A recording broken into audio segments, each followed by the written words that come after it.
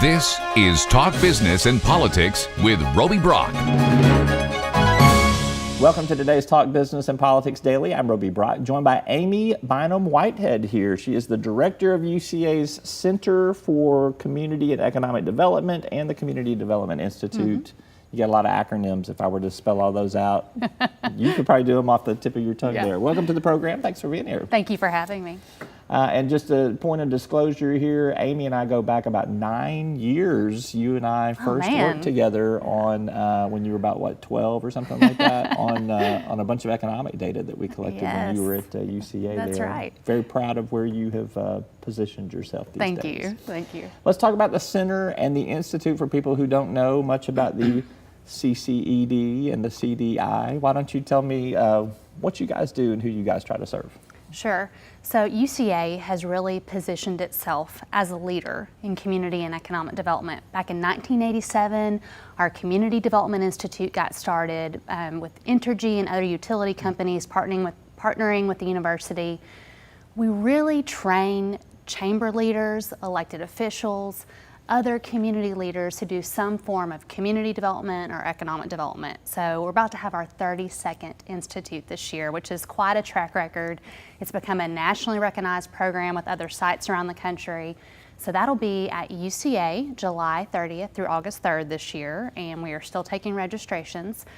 But around 2006, the University of Central Arkansas said, can we start to practice what we preach? Can we work one-on-one with some of the communities that come through the Institute to help them with their local development efforts? And so since that time, we've really been working closely under the umbrella of the center to provide technical assistance and training, mostly to rural communities in the state, to really hold their hand and help them understand the next steps they need to take to prepare their community for economic development. Knowing that some of these smaller towns are not going to be the next Austin, Texas, or Silicon Valley or something like that, what do you have in terms of assets and strengths? What do you have maybe in terms of weaknesses that you could improve your position on? You work with them to really talk more about what's realistic, is that right? Yes, we do. We want them to look at their community with clear eyes, and that's part of the value that we bring. We give them that outsider's perspective, but then we also work with them to really engage the community, do broad-based engagement, and hear about what are the dreams and the hopes of those community leaders and their residents for how they're going to plan for that future. And so we really bring that expertise in community engagement, assessment, and planning. Alma is one of the communities that you have worked with a lot lately. Yes. It used to be the spinach capital of Arkansas, but I think the spinach plant closed there. So give me an example of what you guys have been doing in Alma and what will come out of all of that work. Sure. So Alma has been a great community to work with. We're actually going to launch their strategic plan with the governor on Monday at 10 a.m. But it's been a very successful effort. We've brought together hundreds of citizens from that community, again, to do some planning, and they're looking at things such as quality of life and place. They're so well positioned in that region to be a community where people want to live, but maybe work in other parts of Western Arkansas. And so how can they shore up those services and amenities for residents or potential residents? How can they strengthen their economic development capacity? And we've had a lot of conversations around that. And that even begins to go down into some of the infrastructure conversation about what are those key infrastructure assets that they have or want to develop. And then really shoring up that downtown that they have. They have so much opportunity there. What can they do to leverage those assets? So it's been great. What do you find that communities that you work with, because you do work with some of the smaller towns around the state, what do you find are some of the common threads that they could all benefit from? Sure, and there definitely are some commonalities that we see among the communities that we work with. Housing. That's a key issue we're seeing in rural areas. That's why we're trying to put on the Small Developer Conference, which we'll probably talk about. Workforce development, you hear that from our state level officials for economic development. It's true at the local level, and the communities are starting to get that. And they're really starting to have a renewed focus on their public school systems and their workforce development pipeline. I would say those are two key issues.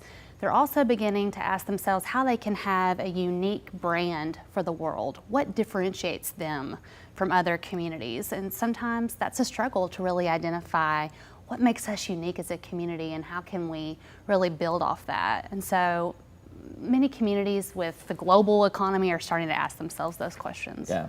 So later this month, as you alluded to, there'll be a small developers conference that you're going to have, I think, May 31st Yes. at UCA. Yes. Who are you trying to target? Who is a small developer, and who are you trying to target? What are you going to hopefully present at that workshop at that conference? Yeah, so it is May 31st at the University of Central Arkansas.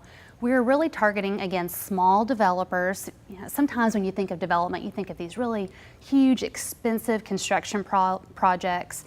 And those are good for our community too, but we need small development as well. We have opportunities for rehab of homes, infill development, especially in larger communities, but even in the rural areas, our smaller communities are struggling with their housing stock. And so we're trying to focus on those small developers who want to make an immediate impact on their community, but also aspiring developers. Maybe they haven't started to do development yet, but they're interested in that. But beyond that, we want to bring in anyone who touches any part of that development process. So elected officials and city employees who do zoning and permitting. We want to bring in those financial institutions who have a financial stake in the success of those projects. We want to bring in the real estate professionals who are going to help with the real estate acquisition and site selection. So it really runs the gamut of professionals who touch some aspect of the development process. This would be ideal for them. All right. Hope that everybody will look that up. And where would they go for more information on that? They can go to uca.edu/cced to learn more and register. All right.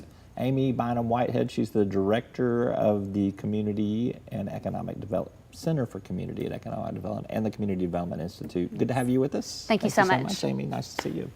That's all for today's program. Thank you for tuning in. I'm Roby Brock. We'll see you next time. Arkansas Electric Cooperative Corporation provides electric energy across 2/3 of Arkansas. This is an exciting time in our energy history, with incredible progress being made in renewable energy and storage technologies. As our energy portfolio continues to diversify, we'll maintain an all-the-above strategy to provide reliable and affordable electricity. Ever since the first light bulbs were placed in our members' homes, the electric cooperatives have been the solutions provider for our members, and we want to continue that well into the future. Each day, the promise of our nation begins again.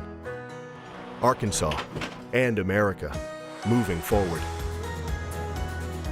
I help make that promise a reality. It's not for everyone, but people everywhere depend on us. Oh, I love you too, sweetie. Trucking delivers, or everything stops. And that's what drives me.